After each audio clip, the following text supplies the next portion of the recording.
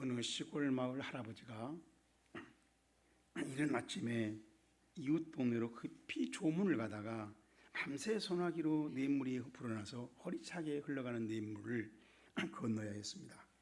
물론 오래전부터 그 강을 건널 수 있도록 가로지른 허름한 나무다리가 있었지만은 문제는 짙은 안개로 앞을 가늠할 수가 없어서 그 다리의 안전성을 판단할 수가 없었습니다. 그래서 그 할아버지는 잠시 망설이다가 할 수 없이 다리에 난간을 두 손으로 붙잡고 옆으로 한 걸음씩 조심스럽게 그 다리를 건너가게 되었다는 것입니다. 그러한 할아버지의 모습을 지금 상상해 보십시오. 엉거주춤한 자세로 한 발을 옆으로 뛰고 그러면서 온 신경을 그 발끝에 모으고 혹시라도 위험할까 그 다리가 또 무너질까 하는 그런 소리가 날 것을 신경을 혼자 세우고 옆으로 가고 있는 그 할아버지의 모습 말입니다. 그 모습이 선명하게 보이죠? 그런데 장례 조문을 다 마치고 맑게 갠 오후에 돌아오면서 보니까 그 다리는 새로 고쳐놓은 완전한 다리였더랍니다. 아침에 그를 불안하게 했던 것은 고쳐진 다리가 아니라 짙은 안개 때문이었다는 사실을 알고 그는 혼자서 소리 없이 웃었다는 것입니다. 이 사례는 환경 확신을 따르는 사람이 있는가 하면 환경 확신을 참고만 하는 사람이 있다는 사실을 우리에게 가르쳐 줍니다. 그런데 성경이 말해주는 그리스도인들은 후자로 살아간다는 것입니다. 환경 위주로 환경 우선으로 결정하지 않는다는 것입니다. 그렇다고 환경을 무시하거나 부인하지도 않습니다. 그렇다면 우리 자신은 어떠한지 점검해볼 일이기에 오늘 설교 본문을 살펴보면서 자가진단해 보시기를 바랍니다. 설교 본문은 우리 그리스도인들이 살아가는데 필수인 성경 말씀을 어떻게 대하면서 살아갈 것인가, 신앙생활 할 것인가, 이 점을 우리에게 무척 강조하고 있습니다. 참고로 성경 말씀이라 하면은 우리가 신학적으로 세 가지를 말해요. 첫째는 기록되어 있는 이 성경 말씀, 두 번째는 그 기록된 것을 잘 연구하고 분석하고 해가지고 우리 삶에 맞게 설명해주는 설교지요. 선포되어지는 말씀이라고 그래요. 설교를 말합니다. 세 번째는 그 말씀이 우리 눈에 보이도록 우리에게 보여주는 말씀, 성찬 예식을 말합니다. 이 세 가지가 말씀이라는 거예요. 자, 이 세 가지 말씀을 여러분이 머릿속에 잘 파악을 하시고 기억을 하시고 오늘 설교 말씀을, 설교 본문을 저와 함께 확인해 보자는 것입니다. 우선 설교 본문 우리 1절을 실제 늘 강조했죠. 팩트를 우리 한번 보기 위해서 견학을 해보자는 것입니다. 오늘 설교 본문이 어떻게 생겼는가, 무엇인가. 그래서 제가 실제로 설교 본문을 써봤어요. 이렇게 썼어요. 이건 사실 오늘 설교 본문 1장을 이걸 번역한 거예요. 영어는 영어로, 독일어는 독일어로, 일본은 일본어로, 한국은 한국어로, 중국 사람들은 한자로 번역했겠죠. 이건 이 말씀이에요. 자, 근데 이 말씀의 특징이 우리가 헬라어를 몰라도 상관없어요. 우리가 와서 처음은 우리가 가령 중국에 가가지고 어떤 만리장성을 본다 합시다. 우리가 뭐 알아요? 가이드가 설명해 준 만큼 알아요, 우리가. 이게 헬라 오늘 본문도 몰라도 상관없어요. 제가 가이드 하니까 지금 잘 들어보세요.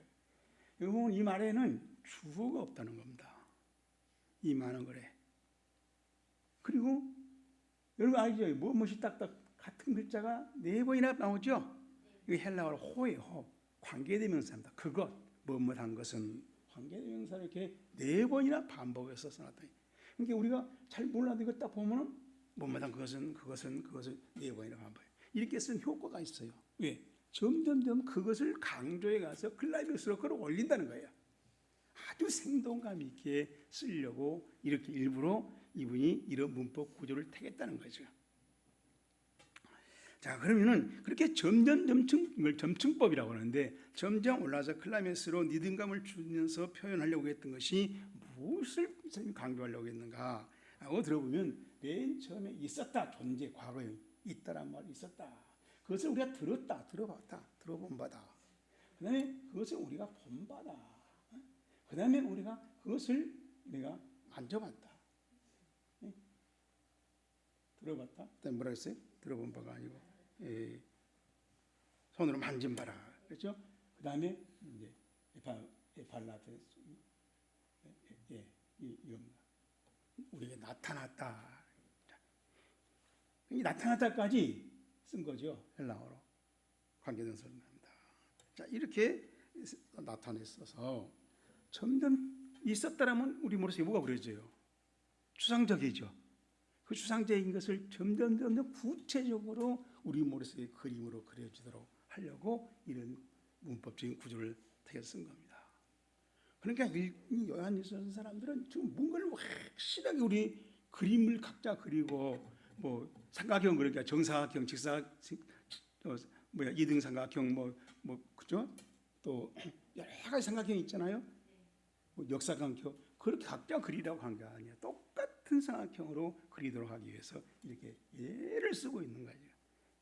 우리 성경은 잘 모르지만 헬라어 성경을 보면 그냥 구조가 금방 나타난다는 거죠. 이게 이 성경을 쓰는 헬라어를 아는 사람들을 두고 쓰고 있는 거예요. 자, 그래서 이 구체화시키면서 그것이 점점 더 체험이 된단 말이야. 그 체험이라는 것은 물리적으로 우리가 보고 만져보고 그죠? 내가 나타나보고 손으로 들어보고 이런 물리적인 체험을 할 수 있었다는 겁니다. 그래서 결국은 뭐예요? 그럴수록 실감이 나죠. 그래서 그 사실이 실제로 있는 그것을 우리가 체험한 것이 참 뜻이서 내가 이제 뭐예요? 자신 있게 말할 수 있는 자신감이 생기고 확증할 수 있죠. 이건 어떤 학력과 가방과 재력과 인물에 상관없어요. 내가 체험한 사람들은 할 수 있게 그것을 확실하게 증거할 수 있다는 겁니다. 그게 증거하려고 하는 것이 핵심이 뭐였냐라는 얘기는 지금 말씀이라고 표현했던 이 말씀이 실제로 존재하더라, 실존이더라, 실제로 있는 실체더라 라는 사실을 밝히고 있는 거예요. 이걸 밝히고 싶은 겁니다. 그래서 우리가 다시 1장 1절을 보면은 호엔 앞 아르케스 이렇게 시작해요. 그거란 말이 그것은 에이란 말이 있었다는 말, 미완료예요. 영어 동사 is란 말에 있다란 말에 이다란 말에 현재형으로 썼어요. 미완료로 이렇게 미완료는 뭐예요? 완료가 안 됐단 말이죠. 안 끝났단 말이에요. 계속된단 말이에요. 몸으로부터 아르케스나 태초란 뜻이에요. 태초. 이 아르케스라고 하는 단어를 우리가 보면은 이 헬라어로 보면요, 이거 딱 창세기 1장 1절이 생각나는 거예요. 이 아르케스란 말은 태초란 뜻도 되지만 시작이라는 뜻도 되고 굉장히 중요한 것도 되고 굉장히 어떤 캡틴, 주인 여러 가지 임포턴트 굉장히 그런 의미가 있는 단어예요. 순서를 말은 프로토스라고 하는 말은 첫째, 둘째 그 순서인데 그런 단어가 있는데도 이 아르케스란 말을 썼단 말이에요. 이거는 창세기 1장 1절이 생각나도록 하기 위해서. 그러니까 창세기 1장 1절에 말씀으로 태초에 창조했다는 이 사실과 지금 말씀이 연결됩니다. 라는 얘기를. 그러니까 어때요? 조금 여기만 좀 들어봐도 수준이 높은 사람을 상대로 글을 쓰고 있죠. 그렇죠? 성경을 많이 알고 있는 사람, 성경의 배경, 역사를 알고 있는 사람들을 상대로 이 요한일서 글을 쓰고 있는 거예요. 자, 그래서 정말 지금 내가 말하려고 하는 이 말씀은 사실이고 실제이고 실제로 존재하고 실제로 있는 실체입니다. 이것은 정당한 것입니다. 라는 것을 지금 이분이 말은 않지만은 그것을 이 성경 독자들로 다 실감하도록 이 글을 쓰고 있고 그렇게 시작하고 있다는 것입니다. 결국 뭘 말하려고 합니까? 예수님 말씀은 예수님인데 결국 예수님은 창조 이전부터 계셨고 계셔서 계속 존재 있어 왔다. 있었다가 아니라 있었고 그것이 계속하는 관계. 있어 왔다. 우리 말로 쉽게 하면 있어왔던 그것은 예수님이죠. 이 말이란 말이죠. 있어왔던 있었다가 있어왔던 그것은 예수님이라는 겁니다. 자, 예수님은 창조 이전부터 계속 계셨고 존재해 모셨다는 것입니다. 그래서 미완료로 쓰고 있다는 얘기죠. 그리고 그 예수님은 인격자더라. 우리가 만나보니까 인격자더라. 그래서 이걸 다 너희들도 알지 않냐? 예수님은 알지 않냐? 이런 얘기예요. 그래서 그것을 예수님을 주어로 쓰지 않겠다. 관계대명사로 쓰겠다. 그래서 주어를 생략한다는 것입니다. 자, 그러면 이걸 강조하려고 하는 것이 뭐냐? 그 주어를 강조하고 있지만은 그것은 다 알고 있으니까, 이미 알고 있으니까 알고 있는 사실을 새롭게 강조할 필요는 없지 않냐? 그래서 생략하고, 그럼 뭐예요? 실제로 그분이 우리 모두 다 알고 있는 그 예수님이 실제로 존재한 실체이고 실제로 존재한 이후부터 한 번도 끊어짐이 없이 계속 존재하고 있는 실체인데 이것에 중요하다는, 이게 중요하다는 겁니다. 그것을 지금 강조하고 싶은 거예요. 그래서 그것을 제가 이제 설교하면서 굉장히 고민을 했는데, 우리 다음에 여기 좀 생각하겠습니까? 오리지널이 말이에요. 우리 오리지널. 실제로 존재한다는 그것이 근본인데 지금도 오리지널 근본이란 말, 본질이란 말이죠. 그것을 지금 강조하고 싶은 거예요. 오늘 설교 보면 그걸 강조하겠답니다. 그걸 여러분들한테 내가 설교하면서 밝혀드리고 싶어서 사실 헬라어 1장 1절에 견학을 시작한 거예요. 그걸 보자고. 다른 의도가 아니에요. 뭐 헬라어를 견학하자는 이유가 거기에 예수님이 계시니까 실제로 보다 하고 저는 그걸 가이드하는 거란 말이죠. 그래서 결국은 한마디로 말하면은 성경 말씀에 대한 확신을 많이 갖는데 확신이 몇 프로냐고 하는 거예요. 50%냐 80%냐 나는 99%다. 어떤 일이 있더라도 예수 그리스도에 대한 확신이 있는 99%야.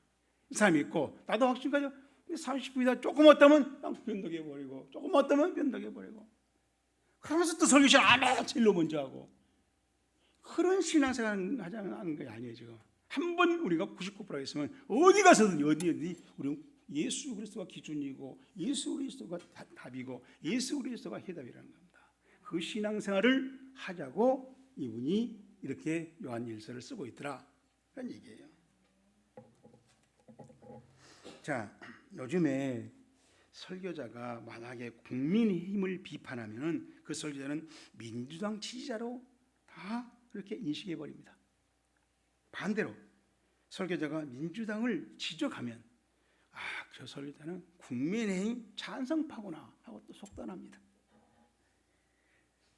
사실은 하나님의 말씀에 인본적인 것을 섞어서 입맛을 내려고 하는, 우리 입맛을 맞추려고 하는 그런 것을 하지 않고 성경에 있는 말씀을 그대로 증언하는 그런 목사님은 어느 정당파일 수가 없어요. 저도 그걸 흉내내 보려고 하지만 어느 정당파라고 했다가 금방 그 정당이 바꿔지는데 어떻게 할까요? 그때는 그때 그 정당파가 맞으면 맞고 틀리면 틀리다고 또 그 정당을 바꾸면 또 잘못해도 지적한단 말이에요. 그래서 말씀이 어긋나면 어긋날 때마다 어느 정당을 지적할 수도 있고 심하면 비판할 수도 있어요. 그게 올바른 목사의 태도라는 것입니다. 20세기를 대표한 신학자 카를 바르트, 스위스 신학자인데 이분이 아주 명저서 로마서 강의가 있어요. 그의 서문에 이렇게 써놨어요. 하나님 나라의 정치색은 하나님 나라의 정치가 없는 게 아니라 정치 색깔이 있다는 겁니다. 그 정치 색깔은 좌도 아니고 우도 아니며 진보도 아니고 보수도 아니다. 그것은 이 세상의 모든 권력 질서와 가치 체계를 심판하는 전혀 다른 차원의 정치이다. 우리는 뭐 정치하면 감히 한 거 잘못했다고 그러는데 하나님 나라 정치가 있다는 겁니다. 하나님 나라 입장에서는 좌파적인 자기 확신도 우파적인 자기 정당화도 비판할 대상일 따름이다. 하나님 말씀은 인간의 모든 이데올로기에 대하여 아니요 라고 밝힌다. 하고 적어놨어요. 그렇다면 지난 부활주일 설교 현장을 생각해 보자는 것입니다. 지금 막 인터넷 난리 났잖아요. 교인 수가 세계에서 가장 많이 모인다고 자랑하는 여의도 순복음교회당에서 이재명 대통령을 초청했는지 자신이 찾아왔는지 괜찮습니다. 목사님은 하나님을 경외한 이 대통령이라고 칭찬을 했습니다. 에피센터, 지진해인 진원지, 어떤 일의 중심지라고 또 한참 동안 시켜 세웠어요. 그래서 이 대통령이 강단에 올라가서 바로 답사를 시작하자마자 저 나를 지켜 세운 목사는 오래전에 나보다 친구입니다 하고 밝혔어요. 여러분, 그런데 이 대통령이 누굽니까? 지금 민주당은 종교법인 해체 법안을 제정하려고 교회를 해체시키려고 하고 있잖아요. 지금 어떻게 그런 대통령을 경외한다는 말을 갖다 붙입니까? 나는 그걸 볼 때마다 가슴이 선뜻했어요. 옛날에 임금왕 때 써갖고 나서 어떤 좀 무당 할아버지가 부정가 그걸 나와서 인터뷰하고 하는 그걸 막 하나님 세우신 대통령이라고 정감이라고 목사들이 축복기도한 걸 보고 나는 소름이 끼쳤어요. 그 장면이 벌떡 생각나는 거예요.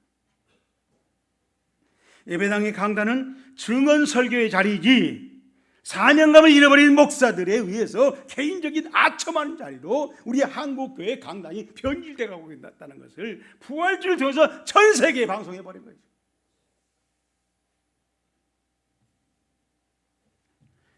자, 그러면 하나님의 올바른 말씀에 세상 맛을 섞지 않고 우리 하나님 보시기에 본질적인 그 오리지널을 그대로 고스란히 증언하는 그런 설교는, 그런 예배는 어떻게 하면 되는가? 그 정답이 오늘 설교 본문에 기록되어 있습니다.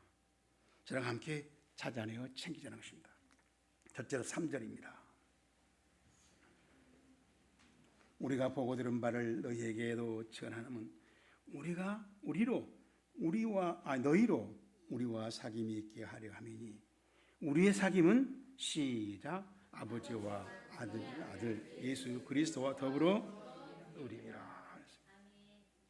다 여기서 사귐이란 말이 여러 번 나오죠. 사귐, 헬라로 코이노니아라고 하는데 많이 들어봤을 거예요. 영어 성경은 대부분이 펠로우십이라고 번역했어요. 우리말로 하면 친교란 뜻인데, 근데 굿뉴스 바이블만 보니까 share our life, 세월란 말은 이렇게 소유한단 말이에요. 우리의 생명을 소유하기 위함이라. 그렇게 번역을 했어요. 그러니까 아주 그 의미를 이 펠로우 코이노니아라는 의미를 잘 드러내서 전달해 주려고 번역한 그런 의도를 우리가 느낄 수 있다는 겁니다. 이 펠로우십이라고 하는 코이노니아는 그 핵심의 의미는 단순한 교제가 아니라 우리 영혼이 참여한 겁니다.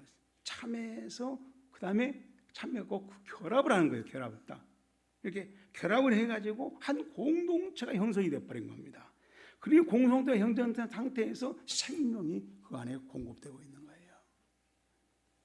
그래서 우리가 이 말을 코이노니아라는 말을 그저 교제라고만 번역하기는 너무 아쉽다는 거죠. 제 생각에는 깊이 사귐, 뜨겁게 사귐, 본격적으로 본질을 사귐, 이렇게 제가 설명을 해본들 실존하는 그 실체를, 코이노니아라는 그 실체를 적합하게 표현하는 데는 자신이 없다는 겁니다. 한계를 느낀다. 기록된 성경 말씀은 실제적인 하나님이 일으킨 사건이 있었습니다. 그 사건을 우리 인간의 문자로 기록해 놓은 것이 지금 이 성경이에요. 그럼 이 성경이 있기 전에 뭐가 있었어요? 하나님은 이런 성경 말씀을 한 게 아니라 실제로 어떤 사건을 일으켰던 거예요. 실례를 제가 우리 성경에 많이 기록되어 있는데 하나를 제가 소개합니다. 여호수아서 4장 9절에 있는 말씀이에요. 여호수아가 또 요단 가운데 곧 언약궤를 맨 지상들의 발이 선 곳에 12돌을 세웠더니 오늘까지 거기에 있더라. 21절 이스라엘 자손들에게 말하여 이르기를 후일에 너희의 자손이 그들의 아버지에게 묻기를 이 돌들은 무슨 뜻이냐 하거든 너희는 너희 자손들에게 알게 하여 이르기를 이스라엘이 마른 땅을 밟고 이돈을 건넜음이라. 자, 여기서 12돌을 세운 때의 일이 있었고 그것을 기록한 때가 언제냐면 오늘이에요. 그럼 12돌을 요단강을 건너가지고 요단강에서 그 돌을 세운 때에는 하나님이 요단강을 건너도록 멈춘 때예요. 물을 멈춰준 때입니다. 그 사건을 여호수아서로 기록한 이 성경을 기록한 때는 한참 후에 기록해서 오늘도 지금도 그 돌이 있지 않냐라고 지금 얘기를 하는 거예요. 그러니까 이스라엘 백성들이 모세를 따라서 이제 가나안 땅에 왔습니다. 요단강만 건너면 약속의 하나님 언약의 적과 꾸린 약속의 땅이 있어요. 그걸 건너야 돼. 요단강 물이 막 넘쳐 흘러버리니까 건널 수가 없는 거예요. 난감해하고 있을 때 하나님이 요단강 물을 쫙 갈라주고 길을 열었어요. 그 길을 건널 때 그들의 심정이 어떻겠어요? 그들의 마음이 어떻겠어요? 정말 신기하고 묘하고 놀랍고 아주 감격을 했을 거 아니에요. 그 감격의 사건은 그 자리에 있었고 그 사건이 오랜 지난 후에 자식들이 손자가 태어났을 때는 전혀 모르죠. 그 사람들에게도 이 사건을 그 감격을 그들에 전해주기 위해서 흔적을 남기게 12돌을 그 현장 요단강에서 건너서 세워놓으라는 겁니다. 그 사건을 오랜 손자들이 증손자들이 이 돌이 뭐예요? 물으면 그 요단강이 갈라질 때 사건을 말해줘라. 자, 그러니까 오늘 여기서 그러면 그 12돌의 사건이 무엇입니까? 왜 세웠어요? 이걸 알아듣게 설명할 수 있는 증언은 누가 할 수 있는가? 12돌을 다 암기하고 있는 사람이 아니라 그런 교인이 아니라 12돌의 사건이 요단강 갈릴 때 참여했던 그 사람들이야. 하나님의 사건을 하나님이 하셨음을 하나님이 증언할 수 있다는 것입니다. 바로 이 생생한 말씀의 체험 사건을 오늘 설교 본문은 사귐이라고 말하고 있다. 그러면 왜 12돌을 세워놓았을까요? 그 당시 이스라엘 백성들은 그 언약의 땅으로 건너가야 되는데 물은 넘치고 건너갈 수가 없습니다. 그럴 때 하나님이 법궤를 들고 지성이 먼저 들어가라. 들어가니까 물이 딱 멈춰버렸단 말이에요. 이건 과거로 설명할 수가 없어요. 여러로 다수결로 설명할 수가 없어요. 그 신비함, 그 놀라움, 그제 사로잡혀 있을 때 지금 그 신비함과 놀라움을 오래오래 간직하고 신앙생활하면서 그것을 자식에게, 아들에게, 손자에게, 증손자에게 알려주라는 겁니다. 그렇게 하라고 하나님이 여호수아서 4장 1절부터 보면 그렇게 돌을 세우라고 하나님이 명령했어요. 그래서 명령대로 순종하니라고 12돌을 세운 겁니다. 자, 이 생생한 감동과 감격과 그 놀라움을 히브리서 4장 12절에 이렇게 기록해 놨어요. 하나님의 말씀은 살아있고 활력이 있어 좌우에 날샌 어떤 검보다도 예리하여 홍과 영과 및 관절과 골수를 찔러 쪼개기까지 하며 또 마음의 생각과 뜻을 판단하나니 말씀이 사건을 위해서 놀라게 하고 신비하게 하고 그것을 아주 감격하게 하는 그 마음의 그 감격을 체험한 바로 그 소감을 히브리서 4장 12절에 기록해 놓은 겁니다. 여러분, 우리도 이런 하나님의 사건을 말씀으로 일어난 사건을 그 기적의 전진한 사건을 체험하고 히브리서 4장 12절에 증언하는 그런 주인공이 되는 그런 신앙생활이 이루어지기를 주의 이름으로 축복합니다. 저는 히브리서 4장 12절을 외우라 그 말이 아니에요. 못 외워도 괜찮아요. 그러나 나도 그렇게 말할 수 있는 사건을 체험한 적이 있어요. 이 사람이 되자는 겁니다. 두 번째로 설교본 3절 봅니다. 우리가 보고 들은 바를 너희에게도 전하면 너희로 우리와 사귐이 있게 하려 함이니 우리의 사귐은 아버지와 그의 아들 예수 그리스도와 시작 더불어 누림이라. 아멘. 자, 이 3절 말씀을 함께 봤는데 제가 새 한글 성경으로 다시 한번 읽어드립니다.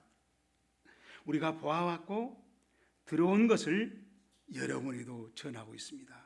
바로 여러분도 또한 우리와 사귐을 갖게 하려고요. 우리의 그 사귐은 아버지와 또 그분의 아들 예수 그리스도와 누리는 사귐입니다. 누리는 사귐. 바로 이 말은 우리 성경에는 누림이라고 했어요. 누림. 근데 새한글 성경은 누리는 사귐 그랬어요. 헬라어로 그러니까 메타예요. 메타란 말은 뒤에란 뜻, 후, 백, 비하인드, 뒤에란 말, 뒤에. 그러니까 지금 아무튼 그 아들 뒤에 지기가면 그래요. 그러니까 예수님이 뒤따라서 일어난 사건과 함께한단 말이에요. 예수님을 뒤에 따라가 보면은 어떤 사건을 체험해요.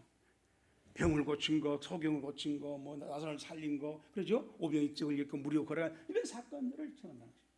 그것을 우리는 지금 여기서는 코이노냐, 칭교라고 제가 번역을 했어요. 코이노냐 말. 이 코이노냐는 아까 말했죠. 참여하고 나누고 또 칭교하고 공동체 연합하고 거기에 생명이 막 지금 부인할 수 없는 생명이 내게 확실하게 경험되고 보여지고 실제로 존재하고 한다고. 자, 그런 상황을 말하는 말씀인데 지금 2절 말씀 핵심 단어는 아판겔로란 말에 오면을 붙이면 우리란 뜻이에요. 우리가 지금 전한다 이 말이에요. 이게 뭐예요? 실제로 예수님과 함께하면서 따라가면서 보면 뒤에 따라다 보면 엄청난 하나님의 전지 있는 사건이 홍해가 갈라지고 요단강이 갈라지는 그 사건들을 경험할 수 있는데 그것을 우리가 지금 전합니다. 이 말을 헬라어 문장에 보면 2번 나와요. 3절에도 나오고 4절에도 나오고 2절에도 나오고. 그렇게 뭐예요? 사실은 그냥 전한다가 아니라 설명한다가 아니라 정말 보고 확실한 거 실감나게 생생하게 체험한 바를 그대로 말하는 거예요. 그걸 왜 증언한다고 그러죠? 아주 생생하게 증언하면서 선포하는 겁니다. 그 장면을 말한다는 거예요. 그래서 그렇게 전한 목적이 뭡니까? 헬라어는 시나라는 단어가 있어요. 뭐뭐 하기 위하여 라는 이 단어가 나와요. 그래서 칭교가 이루어지라고 했어요. 우리가 아니라 이 말을 듣는 여러분들도 그렇게 생생한 체험을 할 수 있도록 만들어진 기회를 주기 위해서 그런 뜻이에요. 이게 사귐이 이루어지고 그 말씀 사건을 통해서 하나님과 만나고 또 거기에 참여하고 거기서 또 하나님과 공동체가 되고 그러면서 하나님이 그 전대한 생명이 우리 영혼을 영생하는 그 생명이 여러분들한테 이루어지는 그것을 여러분 스스로가 인정하고 체험하도록 하는 그런 기회를 갖도록 해서 우리가 지금 말씀을 전하는 거예요. 이런 장면이란 말이죠. 그러니까 뭐예요? 자기들이 체험했을 때 하나님의 생명이 와서 내가 영생했던 그 생명이 듣는 그 사람들이 이루어지도록 우리가 리바이벌을 한다고 그러죠. 재현한다고 재현. 나들만 그런 게 아니라 여러분도 똑같이 그걸 체험하고 체험하고 그 하나님 세계에서 생명이 있어서 신앙생활을 하도록 하기 위해서 그런 생활을 하기 위해서 그런 교회 공동체를 이루기 위해서 지금 요한일서를 쓰고 있고 이것을 알리고 있습니다. 그러니까 우리 성경 읽고 쓰는 거랑 차원이 다르죠.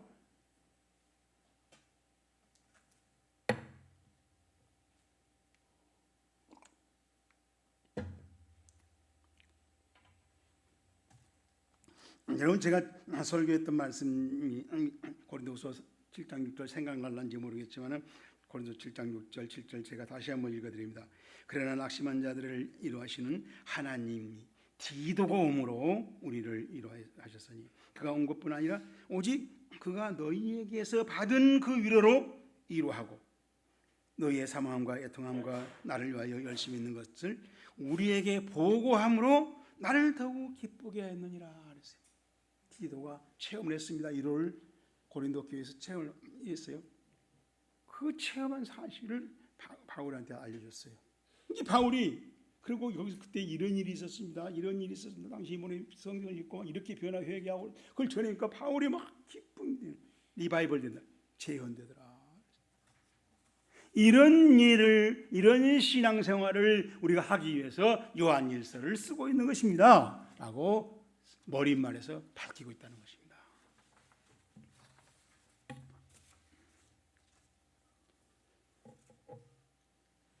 그런데 우리 성경에 보면 무서운 말씀이 있어요. 에스겔서 33장 5절 6절에 있는 말씀인데, 그가 경고를 받았던들 자기 생명을 보존하였을 것이나 그 나팔소를 듣고도 경고받지 아니하였으며 그 피가 자기로 돌아가는 것이라. 설교 듣고 무시한 사람은 그 무시한 죄값을 자기가 책임지라고 말이에요. 그러나 칼이 임함을 파수꾼이 보고도 나팔을 불지 아니하여 백성에게 경고하지 아니하므로 그 중에 한 사람이 그 임하는 칼에 제거당하면 그는 그 죄악으로 말미암아 제거되리니와 그는 그 죄는 내가 파수꾼의 손에서 찾으리라.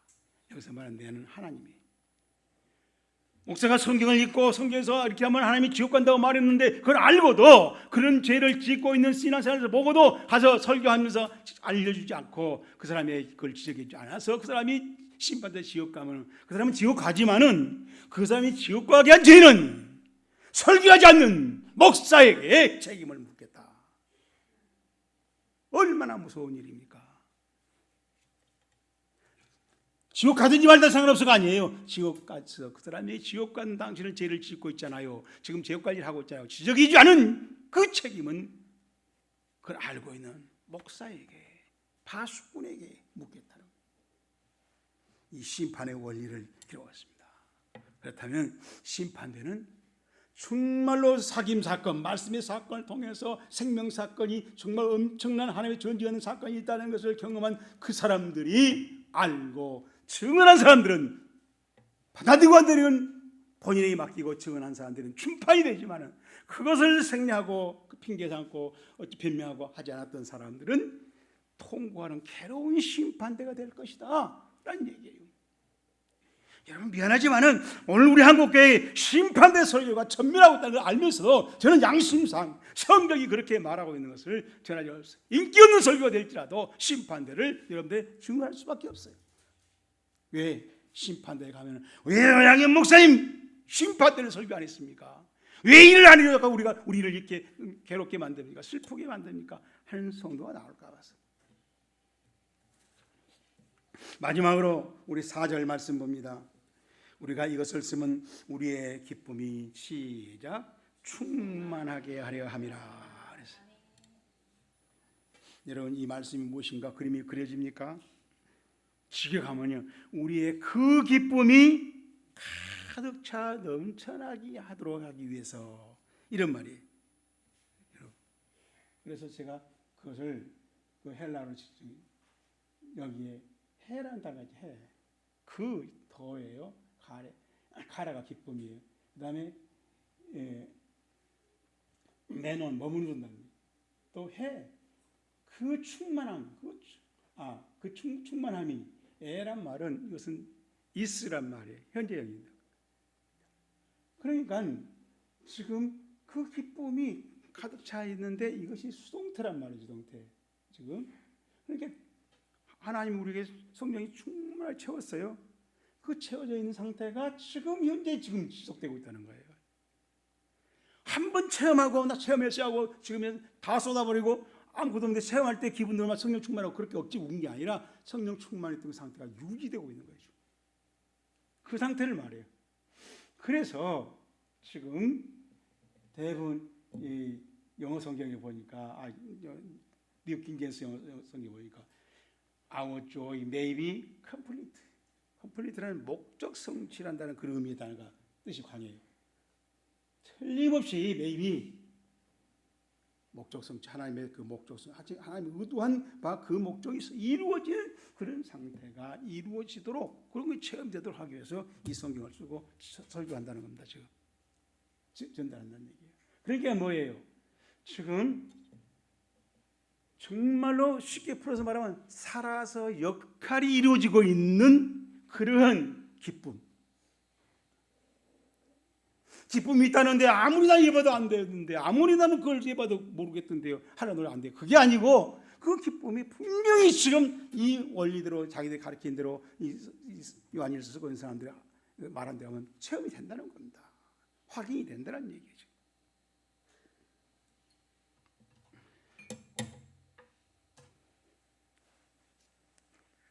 한 청년이 결혼하려는 약혼녀와 함께 유명한 보석상에 들어와서 멋진 다이아몬드 목걸이를 찾았습니다. 전문가가 딱 알아보고 보석상 점원이 최상품 다이아몬드 목걸이를 가지고 와서 그 아름다움과 그 가치와 또 이것이 얼마나 좋은 상품인가를 아주 자상하게 설명했어요. 설명 한참 듣고 있더니 또 연인들이 설명은 참 좋은데 우리가 찾고 있는 목걸이가 아니네요 하고 발길을 돌리더랍니다. 그러니까 그 점원이 그들을 불러 세우고 그러면 여기 와서 다시 한번 보세요 하고 그 목걸이를 들고 창가로 가서 햇빛을 비춰주면서 다이아몬드를 이리 비추고 저리 비추고 있어요. 그랬더니 숨겨져 있던 다이아몬드의 무지개 색깔 빛깔이 확 찬란하게 드러난 겁니다. 그 순간 그 두 연인의 눈은 희둥그레졌고, 야, 이래서 다이아몬드를 명보석이라고 하는군요 하고 당장 사더랍니다. 마찬가지로 설교 본문도 태초부터 있어온 하나님의 생명의 말씀 예수님을 들었고 보았고 만져봤더니 진실로 최고의 가치고 최대의 가치고 최상의 가치가 산 소망이 그 안에 있더라 라는 건 사실이더라, 실체더라, 실제로 존재하고 있더라 라는 것을 증언하기에 충분했어요.